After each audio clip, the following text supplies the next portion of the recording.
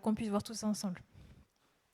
Seigneur, je te remercie pour ce moment qu'on peut passer tous ensemble, de nous permettre de nous pencher sur ta parole. C'est toujours un privilège, Seigneur. D'autres ne peuvent pas le faire toujours quand ils veulent.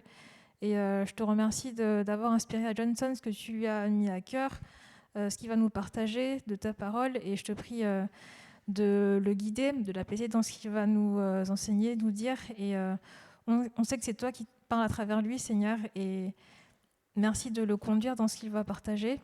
Et aussi, merci d'avance pour ce qu'on va apprendre tous ensemble. J'ai pris au nom de Jésus. Amen.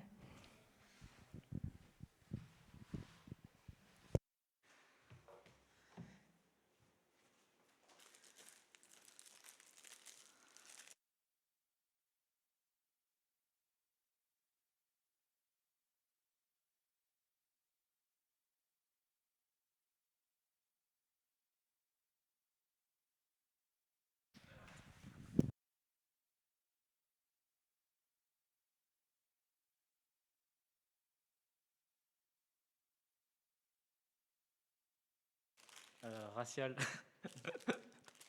de la blague. Bon, il y a des signes que je comprends pas sur le truc. Bon, c'est bon, tout le monde m'entend? Yes. Ok. Alors, bienvenue à tous, bienvenue à ceux que j'ai pas rencontrés encore. Je m'appelle Johnson, je suis un des responsables du groupe de jeunes de cette église, de l'ECE. Et je suis content de pouvoir vivre l'épisode 6 de notre série sur Abraham. Alors pour ceux qui découvrent cette série, voici le titre « Vivre la promesse de Dieu dans la réalité présente ». Et le titre d'aujourd'hui, c'est « Dieu, Abraham, leur alliance et moi ». Alors vous avez pu lire le texte tout à l'heure dans vos mini-groupes. Ce n'est pas un des textes les plus faciles, ok ? Et on va essayer d'aborder les choses à la fois très profondes, on va parler de la circoncision, on va parler aussi des choses pratiques, des choses qui peuvent nous concerner. Par exemple, les gars, ici... Non, je... Alors, pour résumer un petit peu, la partie 1, voilà. On a vu dans les épisodes précédents que Dieu a fait des promesses à Abraham. Des promesses qui tardent à s'accomplir, n'est-ce pas ? Ça fait longtemps, plus 10 ans, plus 13 ans. Et on a vu dans le chapitre 15 la première mention d'une alliance, où Dieu seul s'est engagé à tenir ses promesses par l'intermédiaire d'un rite particulier, où Dieu est passé entre des animaux morts. C'est-à-dire que Dieu s'est engagé à ce que ce qui arrivait à ces animaux arrive à lui-même s'il manquait à ses engagements. Et Dieu s'est engagé seul. Abraham n'est pas passé entre les animaux. Cependant, dans ce passage, on peut lire que Dieu demande à Abraham d'accomplir des œuvres pour accompagner cette alliance. On peut lire, on peut lire les passages. Lorsqu'Abraham fut âgé de 99 ans, l'Éternel apparut à Abraham et lui dit « Je suis le Dieu Tout-Puissant. Marche devant moi et sois intègre. J'établirai mon alliance entre moi et toi et je te multiplierai considérablement. » Puis au verset 9, Dieu dit à Abraham « Quant à toi, tu garderas mon alliance, toi et tes descendants après toi au fil des générations. Voici quelle est mon alliance, celle que vous garderez entre moi et vous, ainsi que ta descendance après toi. Tout garçon parmi vous sera circoncis. Vous vous circoncirez, et ce sera un signe d'alliance entre moi et vous. À l'âge de 8 jours, tout garçon parmi vous sera circoncis, et ce, à chacune de vos générations. Qu'il soit né chez toi ou qu'il ait été acheté à un étranger en dehors de ta descendance. On devra circoncire celui qui est né chez toi et celui que tu as acheté. Mon alliance sera inscrite dans votre chair comme une alliance perpétuelle. Un homme incirconcis qui n'aura pas été circoncis dans son corps sera exclu de son peuple. Il aura violé mon alliance. » Que voit-on dans cette partie ? Un Dieu qui se présente comme le Dieu tout-puissant. Il pose les bases. Quelqu'un que l'on doit respecter et craindre. Un Dieu capable de tenir ses promesses qui semblent même impossibles. Un Dieu qui demande à Abraham d'obéir à un commandement qui est de marcher devant lui et d'être intègre. Mais un Dieu aussi qui demande quelque chose de spécial. Quelque chose qui peut surprendre, que chaque mâle, que chaque garçon de la maison d'Abraham porte un signe dans leur chair, la circoncision. Et Dieu s'attend à ce qu'Abraham obéisse à ses commandements. Voilà une image de la circoncision. Voilà, c'est une opération chirurgicale qui consiste à couper le prépuce, un bout de peau recouvrant l'organe génital masculin. C'est une opération qui est définitive, une marque indélébile, parce que la peau là ne repousse pas. Et c'est très intéressant de voir que dans ce texte, on parle de descendance. On parle des descendants du peuple issu d'Abraham. Et la circoncision concerne l'organe de reproduction masculin. Cette marque, la circoncision, est le signe de l'alliance que Dieu fait avec Abraham et tous ses descendants. On parle ici de la descendance naturelle d'Abraham, c'est-à-dire le peuple hébreu, et uniquement le peuple hébreu, le peuple juif, Israël.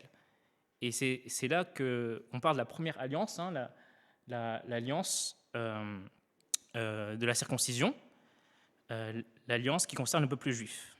Et c'est les premiers pas d'une alliance qui va venir plus tard, celle faite avec Moïse, avec les 10 commandements et toute la loi. Une alliance qui dit « respecte les commandements et tu vivras.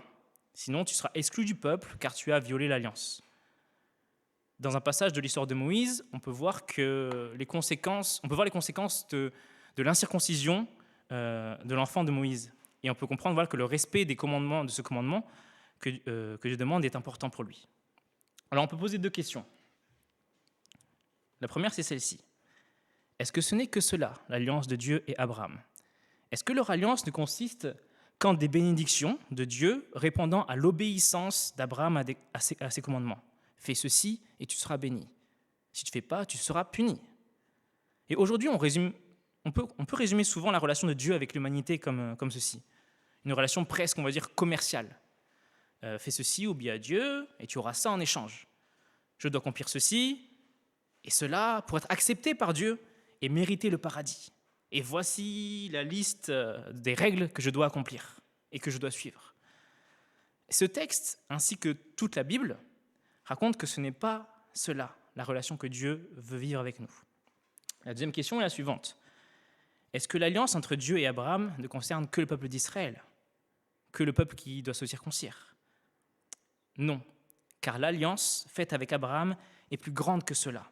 Tout comme la promesse de Dieu ne concerne pas que la descendance naturelle d'Abraham, le peuple juif, l'alliance entre Dieu et Abraham dépasse aussi les frontières du peuple hébreu pour atteindre toutes les nations. On l'a déjà évoqué dans les épisodes précédents, mais c'est important de le rappeler. Gardons ces 2 questions en tête. Lisons maintenant à partir du verset 3. On a parlé de l'alliance de la circoncision. Maintenant, on va parler de l'alliance de la grâce. Une alliance qui est différente, mais qui est liée à l'alliance de la circoncision par rapport au peuple d'Israël. Abraham tomba le visage contre terre, et Dieu lui dit « Voici quelle est mon alliance avec toi. Tu deviendras le père d'un grand nombre de nations. On ne t'appellera plus Abraham, mais ton nom sera Abraham, car je te rends père d'un grand nombre de nations. Je te ferai beaucoup proliférer. Je ferai de toi des nations et des rois seront issus de toi. J'établirai mon alliance entre moi et toi, ainsi que tes descendants après toi, au fil des générations. Ce sera une alliance perpétuelle, en vertu de laquelle je serai ton Dieu et celui de ta descendance après toi. Je te donnerai à toi et à tes descendants après toi le pays où tu séjournes en étranger, tout le pays de Canaan. Il sera leur propriété pour toujours, et je serai leur Dieu. » Avant que Dieu demande à Abraham d'obéir avec la circoncision, Dieu avait fait déjà une promesse. Avant de demander à Abraham d'opérer la circoncision, Dieu lui rappelle quelles sont les promesses que l'on a vues dans Genèse 12, Genèse 13, Genèse 15, et encore là, Genèse 17. Cette alliance de la grâce parle des promesses que Dieu a faites au tout début dans Genèse 12, épisode 1, sur YouTube. Des promesses et donc une alliance dont Abraham n'a rien fait pour les mériter. Et c'est pour ça on peut parler d'une autre alliance que l'alliance de la circoncision, l'alliance de la grâce. La grâce, c'est quoi? C'est un cadeau, quelque chose qu'on ne mérite pas, qui est gratuit. Pourquoi on parle de l'alliance de la grâce? La première raison, c'est parce que cette alliance ne repose pas sur une quelconque obéissance d'Abraham ou aux actions qu'il peut accomplir, mais plutôt sur la fidélité de Dieu à respecter ses promesses et notre réponse par la foi uniquement. Abraham n'a pas à accomplir quoi que ce soit pour mériter une bénédiction ou autre. Dieu, lui, accomplira ses promesses quoi qu'il arrive. On l'a vu, il s'est engagé tout seul. C'est dans sa nature. On l'a dit tout à l'heure dans mon mini-groupe, on a dit Dieu a toujours plus donné que les hommes. On peut voir dans Genèse 15, verset 4, on relit ce qu'on a vu dans l'épisode 4. Alors l'Éternel lui adressa la parole. Ce n'est pas lui qui sera ton héritier, mais bien celui qui naîtra de toi.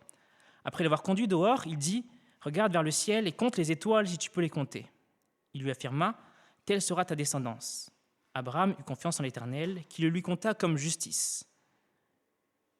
Abraham est devenu juste car il a mis sa confiance en Dieu. Il n'a pas eu besoin de faire quelque chose pour être béni. Il a juste eu à croire dans les promesses de Dieu. Et quand bien même il ne les faisait pas, même s'il doutait parfois, cela n'annule en rien ni les promesses de Dieu, ni son alliance, l'alliance de la grâce. Car la bonté de Dieu et ses bénédictions ne dépendent pas de nos actions, ni de l'intensité de la foi d'Abraham ou la nôtre, mais plutôt de la fidélité de Dieu. Et c'est ça l'alliance de la grâce entre Dieu et Abraham. Un pacte, un serment qui se repose sur la fidélité de Dieu à tenir ses promesses, et nous, on a juste à répondre par la foi. Je me rappelle d'un jeune qui était parmi nous il y a quelques années, 3 ans, il s'appelle Emmanuel, Manolo pour les intimes, qui faisait la technique, il faisait un peu de caronne, de batterie avec nous, et il a dit, un truc que j'ai appris en venant à Grenoble, maintenant il est retourné au Mexique, il a dit, c'est qu'avant je croyais que je devais faire des choses pour mériter l'amour de Dieu. Mais maintenant, il a compris qu'il avait juste à croire en ce que Dieu promettait. Et si vous avez une chose peut-être à retenir aujourd'hui, retenez au moins ça. Vous n'avez rien à faire pour mériter la grâce de Dieu. Croyez seulement en lui. Mettez votre confiance en lui. La seconde raison pour laquelle on peut appeler ça une alliance de grâce, l'alliance de la grâce, c'est parce que nous et le monde entier sommes au bénéfice de l'alliance faite par Dieu à Abraham. À cause de qui ? À cause de Jésus-Christ. On peut lire dans Galates 3, verset 16, « Les promesses ont été faites à Abraham et à sa descendance. Il n'est pas dit « et aux descendances », comme s'il s'agissait de plusieurs, mais c'est d'une seule qu'il s'agit, à ta descendance, c'est-à-dire à Christ. » Nous avons lu qu'Abraham sera le père d'un grand nombre de nations. Et ce grand nombre de nations, c'est l'ensemble de la communauté des croyants qui croient en Jésus. Ce sont toutes les familles de la terre évoquées dans Genèse 12, toutes celles qui ont mis leur confiance en Dieu. Qu'on vienne de n'importe quel continent, on peut être béni de la promesse faite à Abraham à travers Jésus-Christ. Et je me rappelle, il y a 2 semaines, en Zoom, Genèse 15, dans mon mini-groupe, il y avait Gaspard. Gaspard, si vous vous souvenez, c'est celui qui a fait le buzz sur notre vidéo de Noël cette année. Je crois que c'est cette année. Et il m'avait dit, quand on regarde le verset, Dieu parle de compter les étoiles et on voit qu'on est très loin du compte. Et je lui avais dit, je te passe un verset, Apocalypse 7, verset 9. Après cela, Apocalypse 7, verset 9, je regardais et je vis une foule immense que personne ne pouvait compter. C'étaient des hommes de toute nation, de toute tribu, de tout peuple et de toute langue. Ils se tenaient debout devant le trône et devant l'agneau, habillés de robes blanches, des feuilles de palmier à la main. Et ils criaient d'une voix forte, « Le salut est à notre Dieu, qui est assis sur le trône et à l'agneau. » Voici l'accomplissement parfait de la promesse faite à Abraham. Abraham est le père, par la foi, de toute cette communauté de croyants. Une foule qu'on ne peut pas compter. Dieu a fait un serment à Abraham qu'à travers sa descendance naturelle, le peuple juif, de laquelle sera issu Jésus, il bénira un grand nombre de nations. Il aura une descendance spirituelle énorme qu'on ne peut pas compter. Et cela répond à la deuxième question que nous nous sommes posée dans la première partie. Est-ce que l'alliance entre Dieu et Abraham concerne que le peuple d'Israël ? Non, elle concerne chacun d'entre nous.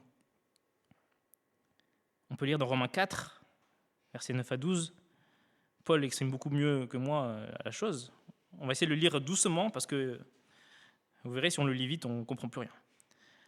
Ce bonheur n'est-il que pour les circoncis, c'est-à-dire le peuple juif, ou bien est-il également pour les incirconcis, les non-juifs ? En effet, nous disons que la foi d'Abraham lui a été comptée comme justice. Quand donc a-t-elle été portée à son compte ? Était-ce après ou avant sa circoncision ? Ce n'était pas après sa circoncision, mais bien alors qu'il était incirconcis. Il a reçu le signe de la circoncision comme le gage de la justice qu'il avait obtenue par la foi alors qu'il n'était pas encore circoncis. Il est ainsi le père de tous les incirconcis, de tous les non-juifs qui croient, afin que la justice soit aussi portée à leur compte.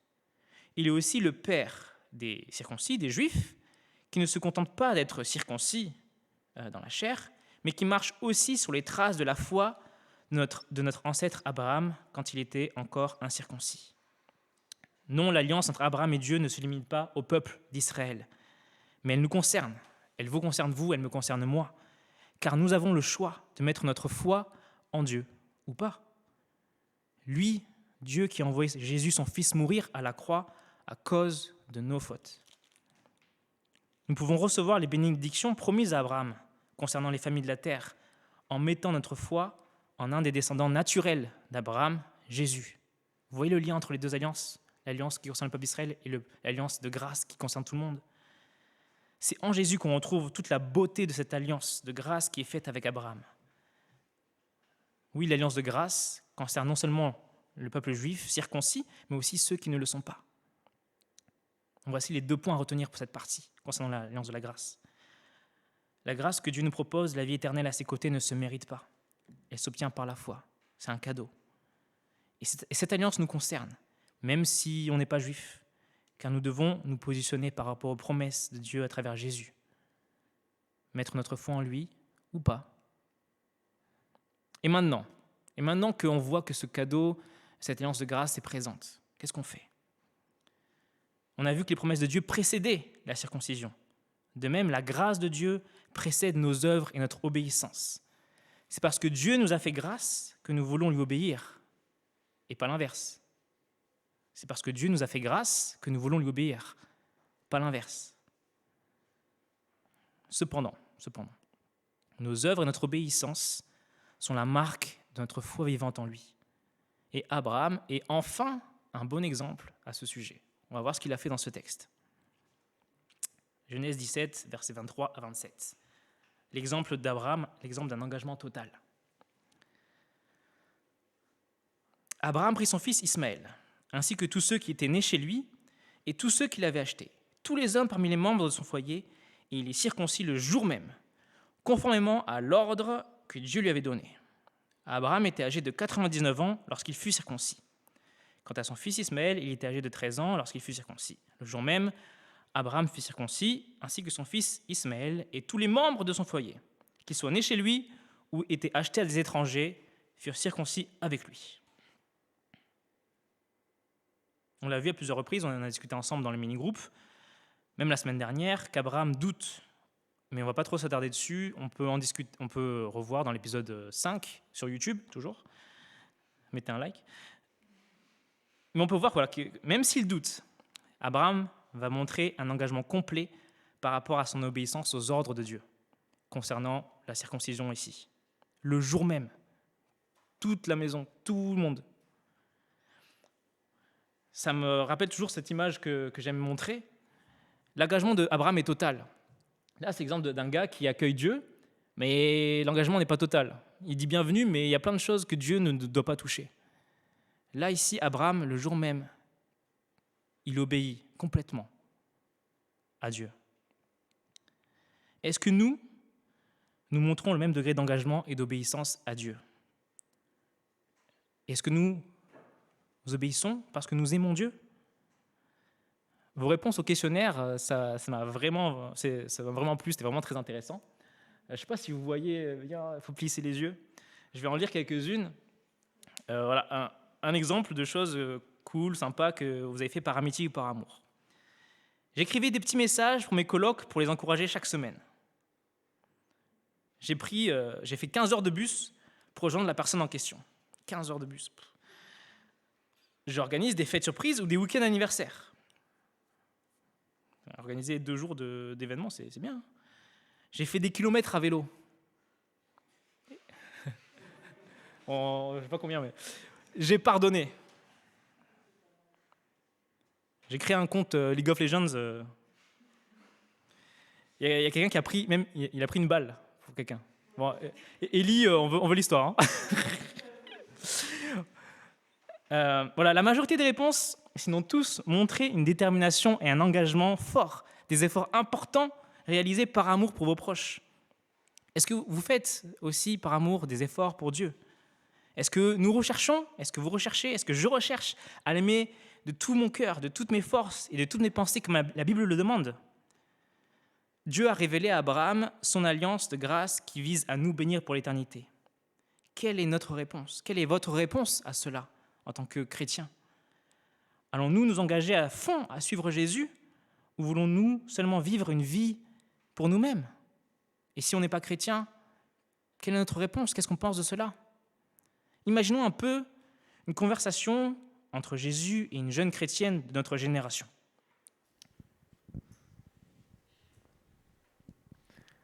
Tu sais que j'existe pour de vrai, n'est-ce pas? Ouais, Et tu crois que je suis le Fils de Dieu? oui, je le crois. Tu crois que je suis ton sauveur? Oui. Alors pourquoi ne me suis-tu pas?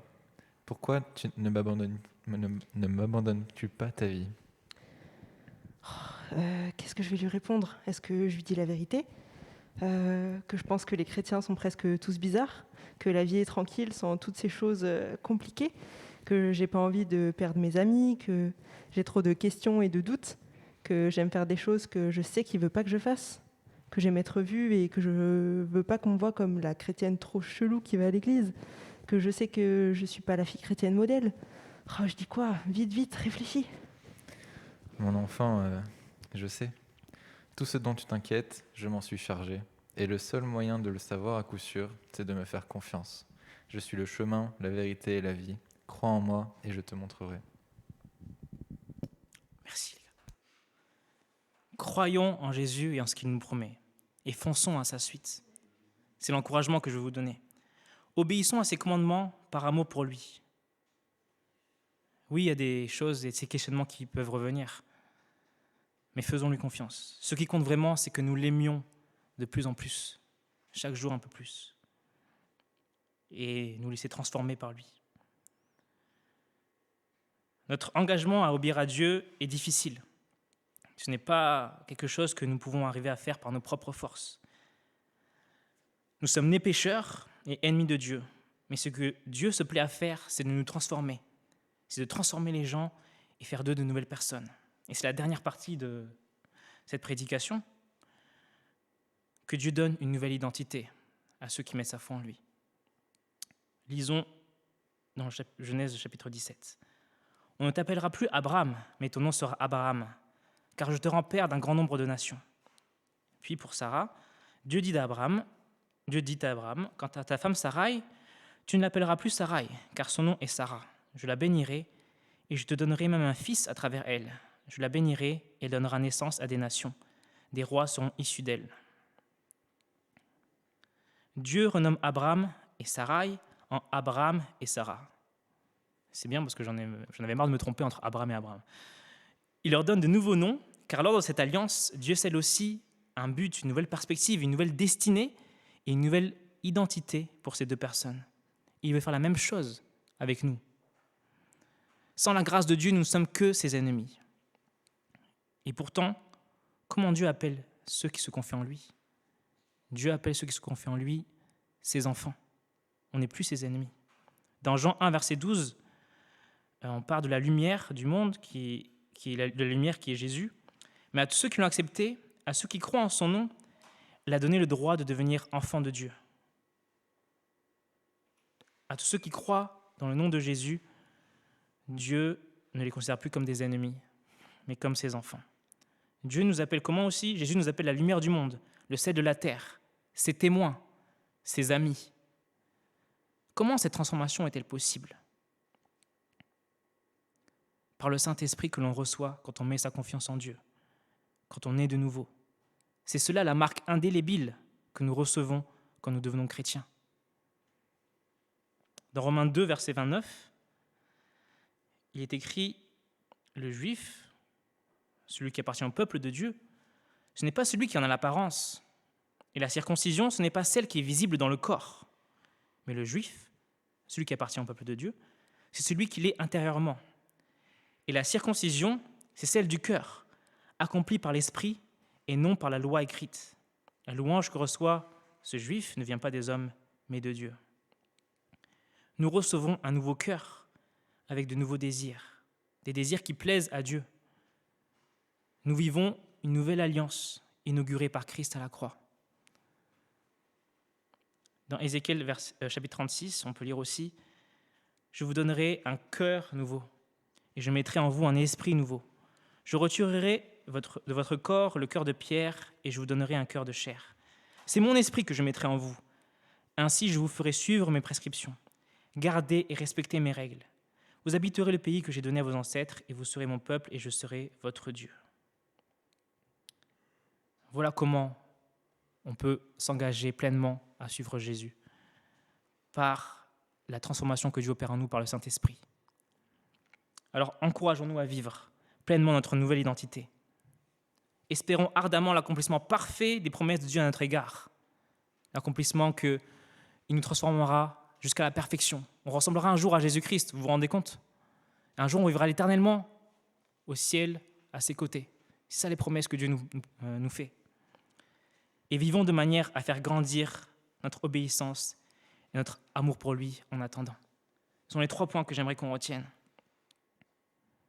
Encourageons-nous à vivre pleinement notre nouvelle identité. Encourageons-nous, parlons, discutons, encourageons-nous, vraiment. Dans l'attente de l'accomplissement parfait des promesses de Dieu à notre égard, soyons patients et rappelons-nous l'espérance qui nous attend. Et vivons de manière à faire grandir notre obéissance et notre amour pour lui. Alors pour conclure, Dieu a révélé cette alliance avec Abraham, car il avait en ligne de mire la venue de Jésus à travers la descendance naturelle d'Abraham. Ce Jésus qui sauve du péché ceux qui se confient en lui. Ce Jésus qui nous donne une nouvelle identité et une nouvelle destinée, éternelle à ses côtés. Et ce qui est beau, c'est qu'on peut partager cette bénédiction, cette bonne nouvelle de l'Évangile.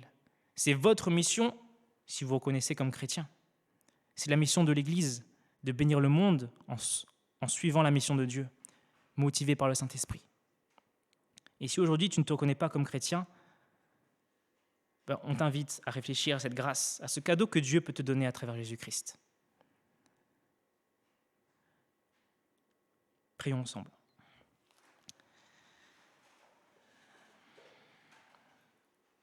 Seigneur Dieu, merci pour ton plan qui est vraiment merveilleux. Parfois, on ne peut pas tout comprendre, mais Seigneur, je te prie qu'on puisse considérer cette grâce que tu nous fais.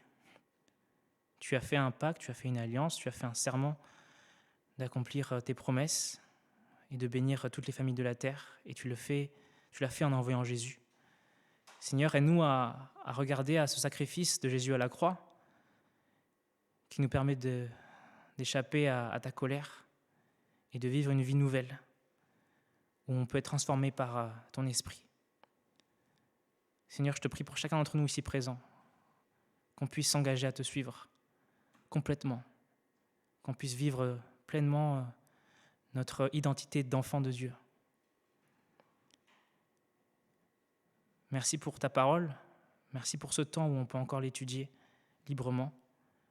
Merci pour ces échanges que tu permets pour apprendre à mieux te connaître et à mieux t'aimer. Amen.